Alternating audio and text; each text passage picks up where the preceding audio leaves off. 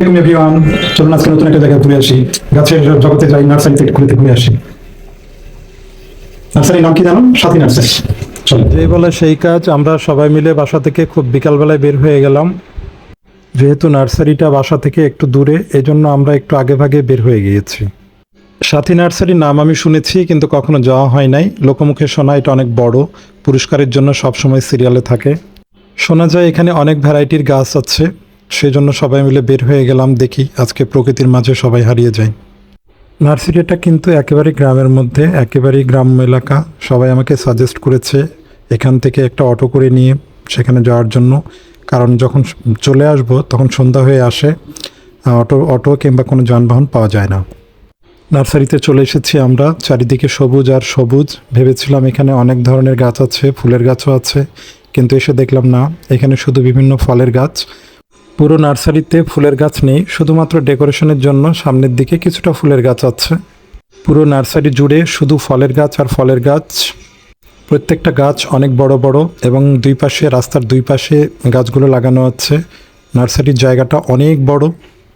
নার্সারিটার বয়স অনুমান 50 বছর হবে, এবং এটা প্রায় 65-70 বিঘা জমির ওপরে অবস্থিত। এখানে প্রতিদিন 80-90 জন করে কর্মচারী কাজ করে থাকে। আর কিছু কিছু জায়গায় দেখলাম উঁচু টং করে পাহারা দেওয়ার ব্যবস্থা করা হয়েছে। যেহেতু এখন আমের সিজন, এই জন্য পাহারাটা সেইভাবে ব্যবস্থা করেছে। আজকে প্রচন্ড গরম ছিল, গরমের একেবারে সকলেরই নাজেহাল অবস্থা। আমরা বাগান মালিকের সাথে বসে বাগানের ইতিহাস সম্পর্কে কিছু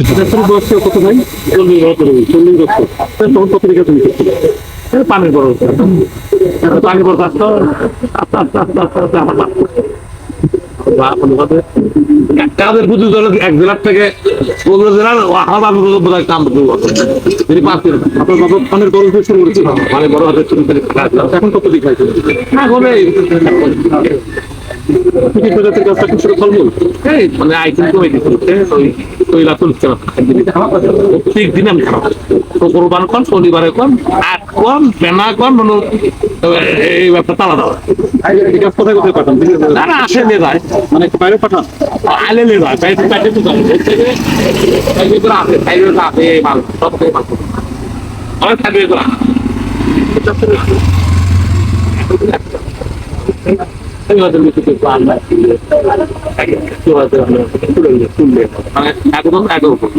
মানে প্রায় 60-65 বিঘা জমি টোটাল। আপনার কর্মচারী কিরকম? 80-90 জন কর্মচারী প্রতিদিন ডিউটি, মানে 15-20 জন ছুটি থাকে, আরো এটা মানে ওরা ওই আর চিন্তা আবার ওই ছুটি খাচ্ছে এবার তো, মানে ডিউটি মেনটেন কর না। আর ভালো লাগে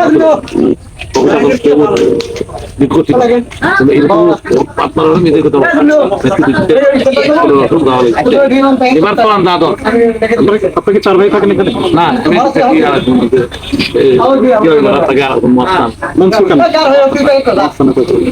ওইখানে একটা আছে আপনাদের নাম কি সাথী নার্সারি? একই না ঢাকা কেরানীগঞ্জ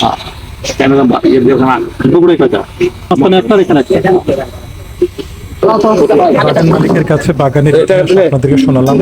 এখানে যেহেতু অনেক দূর রাস্তা, সন্ধ্যার আগে বের হয়ে যাওয়া ভালো। আমরা তাড়াতাড়ি বাসার উদ্দেশ্যে রওনা দিয়ে দিলাম।